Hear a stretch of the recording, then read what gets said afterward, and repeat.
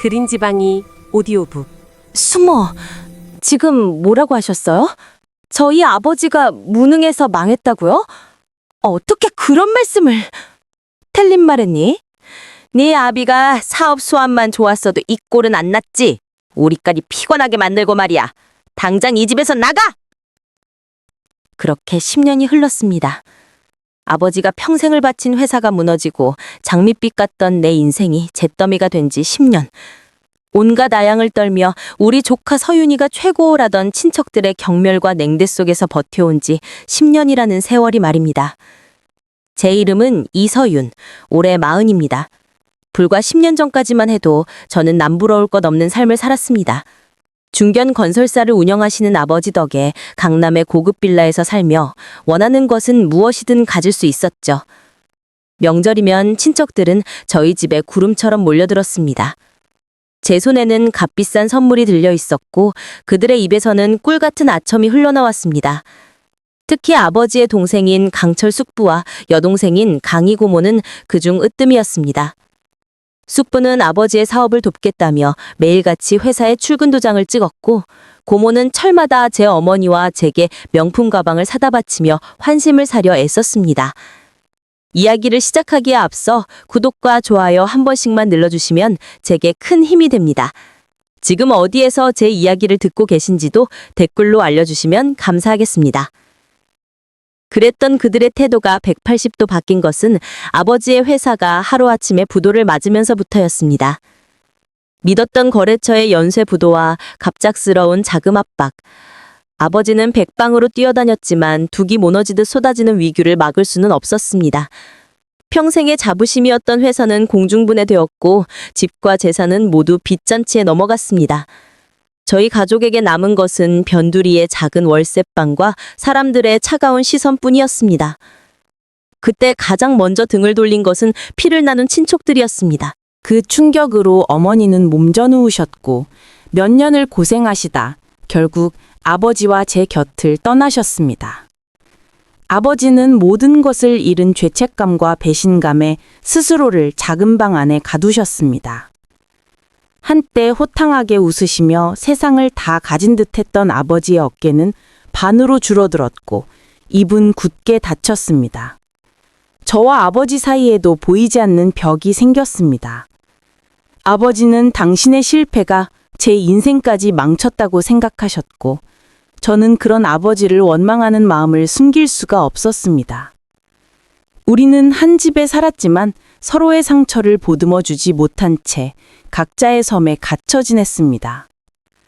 저는 닥치는 대로 일을 해야 했습니다. 레스토랑 서빙, 백화점 판매사원, 콜센터 상담원까지. 화려했던 과거를 아는 이들의 수근거림을 애써 무시하며 하루하루를 버텼습니다. 그러던 어느 날 아버지가 쓰러지셨습니다. 영양실조와 극심한 스트레스로 인한 뇌경색이었습니다. 의사는 수술이 시급하지만 만만치 않은 병원비를 감당해야 할 것이라고 했습니다. 제 통장 잔고는 턱없이 부족했습니다. 저는 지푸라기라도 잡는 심정으로 10년 만에 친척들에게 연락을 했습니다. 염치 없다는 것을 알았지만 아버지를 살려야 한다는 생각뿐이었습니다. 가장 먼저 전화를 건 곳은 그나마 형편이 나은 강희 고모댁이었습니다. 수학이 넘어 들려오는 고모의 목소리는 얼음장처럼 차가웠습니다. 뭐? 오빠가 쓰러졌다고? 그래서 나더러 어쩌라는 거니? 병원비? 예, 서윤아, 너 아직도 세상 물정 모르는구나? 요즘 세상에 누가 돈을 그냥 빌려주니? 담보도 없는 너희한테. 저는 울음을 참으며 애원했습니다. 고모, 제발 이번 한 번만 도와주세요. 아버지 돌아가시면 안 되잖아요. 이래서 꼭 갚겠습니다. 시끄럽다. 네 아비가 저렇게 된 건 다 자업자 득이야. 그리고 나한테 전화하지 마. 재수 없으니까. 전화는 매정하게 끊겼습니다. 절망감이 온몸을 휘감았습니다. 그래도 포기할 수 없었습니다. 저는 숙부의 사무실로 직접 찾아갔습니다. 숙부는 아버지의 퇴직금을 빌려간 후 작은 무역회사를 차려 꽤 성공했다는 소식을 들은 적이 있었습니다. 번듯한 빌딩의 대표실에 앉아있는 숙부의 모습은 10년 전과 달리 기름기가 흘렀습니다. 숙부님, 저 서윤이에요. 제 초라한 행색을 위아래로 훑어본 숙부는 귀찮다는 표정을 숨기지 않았습니다. 무슨 일이야, 바쁜 사람한테. 아버지의 소식을 전하자 숙부는 기다렸다는 듯 혀를 찼습니다. 거봐, 내가 뭘 했어? 형님은 사업할 그릇이 못 된다고? 그러게 진작 내 말 들었으면 좋았잖아. 그의 말에 저는 참았던 분노가 치밀어 올랐습니다. 숙부님, 지금 그게 할 소리세요? 저희 아버지가 어떻게 살아오셨는지 아시잖아요. 그리고 그때 빌려가신 돈은 뭐? 돈? 야, 이서윤, 내가 그때 그 돈으로 얼마나 마음고생한 줄 알아? 그거 다 날렸어. 형님 때문에 나까지 망할 뻔했다고. 근데 이제 와서 병원비를 내놓으라고? 너희 집안은 아주 거머리들이구나. 숙부의 고함에 사무실 직원들의 시선이 제게로 쏠렸습니다. 바로 그때 숙부의 책상 위에서 익숙한 로고가 박힌 서류 봉투를 발견했습니다. 아버지가 운영하시던 강민건설의 로고였습니다. 그건 아버지 회사 로고인데 왜 숙부님 책상 위에? 제 물음에 숙부는 코웃음을 쳤습니다. 망한 회사 상표권이라도 헐값에 주워먹을 수 있나 알아봤다 왜? 이제 됐어? 볼일 끝났으면 당장 나가! 경멸이 가득한 그의 눈빛에 더는 아무 말도 할 수 없었습니다. 저는 그대로 사무실에서 쫓겨나야 했습니다. 결국 저는 사채에 손을 댈 수밖에 없었습니다. 매일같이 쏟아지는 빚 독촉에 시달리면서도 아버지의 병간호에 매달렸습니다. 다행히 수술은 잘 끝났고 아버지는 의식을 회복하셨지만 오른쪽 몸에 마비가 와 재활치료가 필요한 상태였습니다. 그러던 어느 날 법원에서 등기 하나가 날아왔습니다. 돌아가신 할머니 명의로 된 시골의 낡은 집과 작은 밭이 상속 절차를 밟지 않아 공동상속인인 아버지와 숙부, 고모의 동의하에 처분해야 한다는 내용이었습니다. 금액은 얼마 되지 않았지만 지금 저에게는 단돈 10만 원이 아쉬운 상황이었습니다. 그 집을 팔면 아버지의 밀린 병원비와 재활치료비를 어느 정도 감당할 수 있을 것 같았습니다. 친척들을 만나기 며칠 전 저는 아버지를 휠체어에 태우고 시골의 옛집을 먼저 찾아갔습니다. 잡초가 무성한 마당과 금방이라도 쓰러질 듯한 집은 지난 세월의 무게를 고스란히 보여주고 있었습니다. 아버지는 말없이 처마 끝을 바라보시다가 먼지 쌓인 장독대를 가리키셨습니다. 그곳에는 할머니가 쓰시던 낡은 항아리 하나가 덩그러니 놓여 있었습니다. 서윤아, 저기 저 항아리 기억나니? 네가 어릴 때 할머니랑 같이 저기다 된장을 담그곤 했지. 네가 고사리 손으로 메주를 빻겠다며 온 얼굴에 콩가루를 묻히고 그때 참 좋았는데. 아버지의 눈가에 이슬이 맺혔습니다. 저 역시 그날의 풍경이 떠올라 코끝이 찡해졌습니다. 다시는 보고 싶지 않은 얼굴들이었지만 저는 어쩔 수 없이 그들을 다시 만나야 했습니다. 약속 장소인 고모의 집 거실에 모인 세 남매의 분위기는 설얼음판 같았습니다. 아버지는 휠체어에 앉아 굳은 표정으로 창밖만 바라보셨습니다.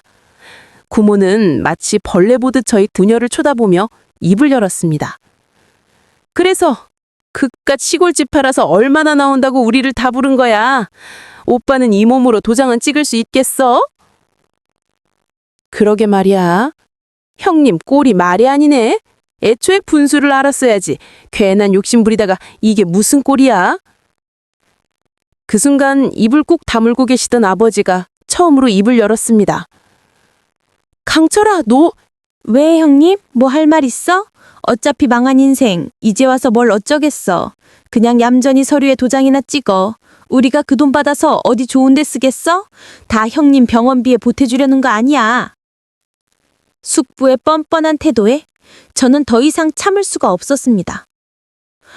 숙부님, 아버지가 왜 망했는지 정말 모르세요? 숙부님이 소개해준 그 박 사장이란 사람이 아버지 회사 기밀 다 빼돌리고 부도 낸 거잖아요. 숙부님은 정말 아무것도 모르셨어요? 제 외침에 숙부의 얼굴이 순간 굳어지는 것을 저는 똑똑히 보았습니다. 고모는 제 팔을 차박끌며 소리쳤습니다. 얘가 지금 미쳤나? 어디서 증거도 없는 소리를 하고 있어. 네 아빠가 무능해서 망한 걸 왜 우리 동생 탓을 해? 그때였습니다. 시끄럽다. 휠체어에 앉아있던 아버지의 나지막하지만 단호한 목소리가 거실을 울렸습니다. 모두의 시선이 아버지에게로 향했습니다. 아버지는 저를 한번 바라보시고는 품 안에서 낡은 수첩 하나를 꺼내셨습니다. 아버지의 서업일지였습니다. 강희야, 강철아, 너희는 내가 왜 아무 말도 안 하고 있었다고 생각하느냐? 가족이니까, 마지막 남은 핏줄이니까 내 손에서 덮으면 될 거라고 생각했다. 아버지는 떨리는 손으로 수첩의 한 페이지를 펼쳐 보이셨습니다. 그곳에는 10년 전 회사가 부도나기 직전의 날짜와 함께 박 사장, 그리고 강철, 두 사람을 믿었던 내가 바보였다라는 문장이 적혀 있었습니다.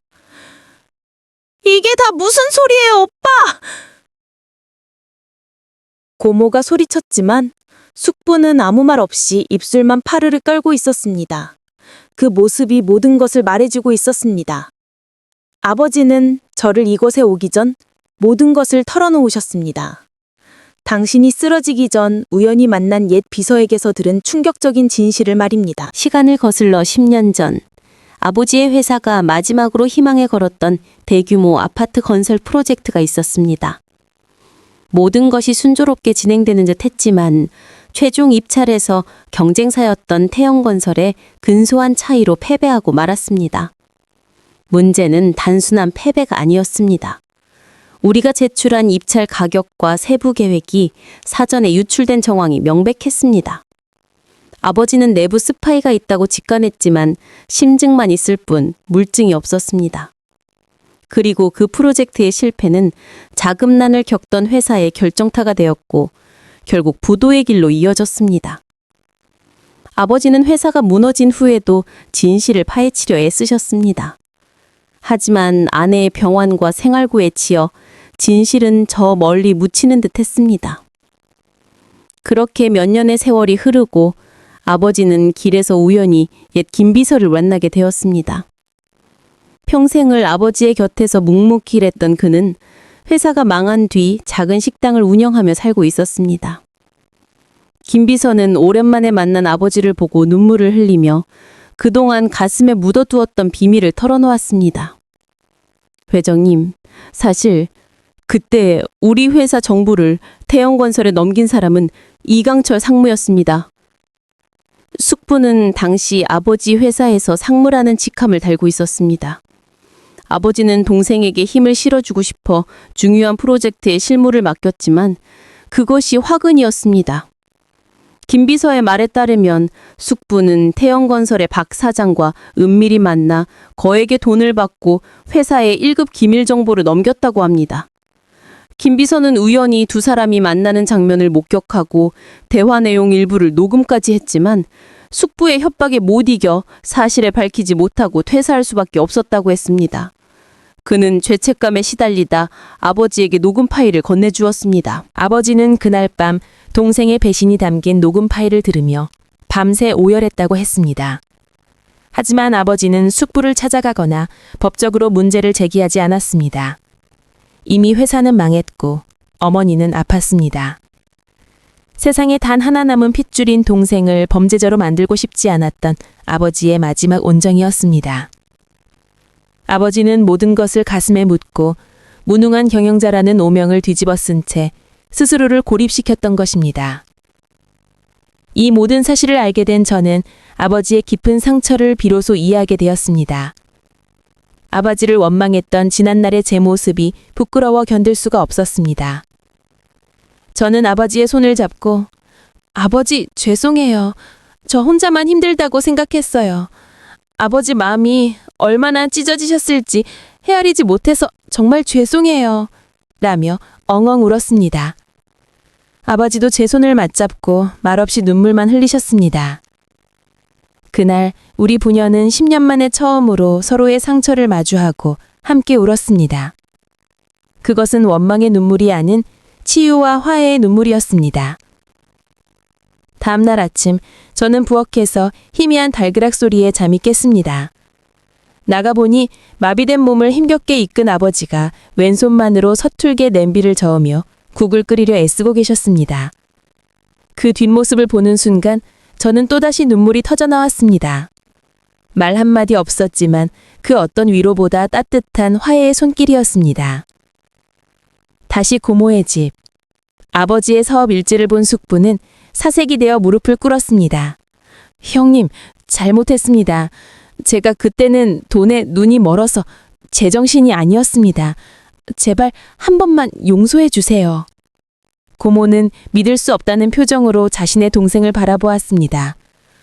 강철아, 너 정말 네가 그런 짓을 한 거야? 그래서 우리 집이 이렇게 된 거라고? 아버지는 휠체어에서 힘겹게 몸을 일으켜 동생을 내려다보았습니다. 그리고는 나지막히 말했습니다. 용서? 나는 이미 오래전에 너를 용서했다. 하지만 다시는 내 눈앞에 나타나지 마라. 너와 나는 이제 남이다. 아버지는 제게 눈짓을 하셨고 우리는 더 이상 뒤도 돌아보지 않고 그 지옥 같은 집을 나왔습니다. 할머니의 유산은 법에 따라 3분의 1씩 나누게 되었습니다. 얼마 되지 않는 돈이었지만 아버지와 저에게는 새로운 시작을 할 수 있는 소중한 종잣돈이었습니다. 아버지는 병원에서 재활치료에 매진하셨고 저는 그 돈으로 작은 가게를 얻었습니다. 우리는 시골집에서 가져온 낡은 항아리를 깨끗이 닦아 가게 앞에 두고 아버지의 된장이라는 이름으로 작은 반찬 가게를 열었습니다. 아버지는 불편한 몸으로 직접 국산콩을 고르고 메주를 쏘어 할머니의 방식 그대로 장을 담그셨고 저는 인터넷으로 주문을 받고 배달을 하며 가게를 꾸려나갔습니다. 처음에는 고생도 많았습니다. 하지만 아버지의 장맛은 진심이 담겨 있었고 곧 입소문이 나기 시작했습니다. 그러던 어느 날 위기가 찾아왔습니다. 한 대기업에서 전통의 맛이라는 이름으로 공장에서 찍어낸 값싼 된장을 출시하며 저희 가게를 위협했습니다. 주문이 뚝 끊기고 저는 불안에 떨었습니다. 그때 아버지는 묵묵히 장을 담그시며 말씀하셨습니다. 진심은 결국 통하는 법이다. 저는 용기를 내어 SNS에 글을 올렸습니다. 건설사 CEO였던 아버지가 배신으로 모든 것을 잃고 마비된 몸으로 다시 항아리 앞에 서기까지의 이야기, 그리고 할머니에게서 아버지로, 아버지에게서 저로 이어지는 진심의 맛에 대한 이야기를 담담하게 써내려갔습니다. 그 이야기는 많은 사람들에게 감동을 주며 빠르게 퍼져나갔고 오히려 위기는 기회가 되었습니다. 방송국에서도 연락이 와 저희 부녀의 이야기는 한 시사교양 프로그램에 소개되기도 했습니다. 방송이 나간 후 주문은 폭주했습니다. 작은 가게는 온라인 쇼핑몰로 확장되었고 우리는 눈코 뜰 새 없이 바빠졌습니다. 아버지는 휠체어에서 일어나 두 발로 걸을 수 있게 되셨고 예전의 호탕한 웃음을 되찾으셨습니다. 우리는 더 이상 강남의 큰 집에 살지는 않았지만 매일 밤 된장찌개 하나에 밥을 비벼 먹으며 나누는 웃음은 그 어떤 사내 진미보다 값지고 행복했습니다. 반면 저희를 배신했던 친척들에게는 인과응보의 시간이 찾아왔습니다. 숙부는 아버지에게서 빼앗은 정보로 태영건설에서 받은 돈과 아버지의 퇴직금을 합쳐 무리하게 사업을 확장하다가 글로벌 경제 위기에 직접탄을 맞고 하루아침에 알거지가 되었습니다. 태영건설 역시 부실 경영으로 결국 다른 회사에 인수합병되는 신세가 되었습니다. 숙부는 모든 것을 잃고 신용불량자가 되어 빚쟁이들에게 쫓기는 몸이 되었습니다. 고모 역시 마찬가지였습니다. 남편의 사업이 어려워지고 사치스러운 생활을 유지하기 위해 썼던 카드빚이 눈덩이처럼 불어나 결국 집까지 경매로 넘어가게 되었습니다. 그들은 갈 곳이 없어진 후에야 저희 가게를 찾아왔습니다. 어느 비 오는 날 저녁, 가게 문을 닫으려는데 두 사람이 비를 쫄딱 맞은 채 문 앞에 서 있었습니다. 10년 전 기름진 얼굴로 저희를 경멸하던 모습은 온데간데 없고 앙상한 몰골에 두 사람이 서 있을 뿐이었습니다. 서윤아, 아니 조카딸, 우리 좀 살려주라. 우리가 다 잘못했다. 숙부와 고모는 가게 바닥에 무릎을 꿇고 눈물로 용서를 빌었습니다. 저는 아무 말 없이 그들을 바라보다가 가게 안에서 된장찌개를 끓이고 계시는 아버지를 불렀습니다. 아버지는 두 사람을 한번 쳐다보시더니 묵묵히 선반에서 된장 한 통과 쌀 한 포대를 꺼내 그들 앞에 놓으셨습니다. 이걸로 당분간 밥은 굶지 않겠지. 하지만 이걸 받으면 다시는 우리 앞에 나타나지 마라. 우리는 너희를 도울 여력도 마음도 없다. 이제 각자 갈 길 가자. 두 사람은 된장과 쌀을 부둥켜 안고 한참을 서럽게 울다가 고개를 숙인 채 어둠 속으로 사라졌습니다. 저는 아버지께 아버지 괜찮으세요? 라고 물었습니다. 아버지는 창밖을 바라보며 나지막히 말씀하셨습니다. 서윤아, 진정한 복수는 그들을 용서하지도 미워하지도 않는 것이다. 그저 내 인생을 더 행복하게 사는 것. 그것이 최고의 복수란다. 그날 이후 숙부와 고모는 두 번 다시 저희 앞에 나타나지 않았습니다. 저희 아버지의 된장은 전국적으로 유명한 브랜드가 되었고, 저희는 작은 공장을 세워 더 많은 사람들에게 건강하고 맛있는 음식을 전하고 있습니다. 물론 예전처럼 수천억을 가진 재벌은 아니지만 아버지와 저는 지금의 삶에 더없이 만족하고 감사합니다. 오늘도 저는 아버지와 함께 아침 일찍 공장 위로 향합니다. 구수한 된장 냄새가 가득한 이곳에서 우리는 서로의 얼굴을 보며 웃습니다. 돈과 명예가 아닌 사람과 진심의 가치를 깨닫게 해준 지난 10년의 세월에 감사합니다. 혹시 지금 인생의 힘든 시기를 지나고 계신 분이 있다면 제 이야기가 작은 위로와 희망이 되었으면 좋겠습니다. 절망의 끝에서야 비로소 보이는 새로운 길이 분명히 있을 테니까요.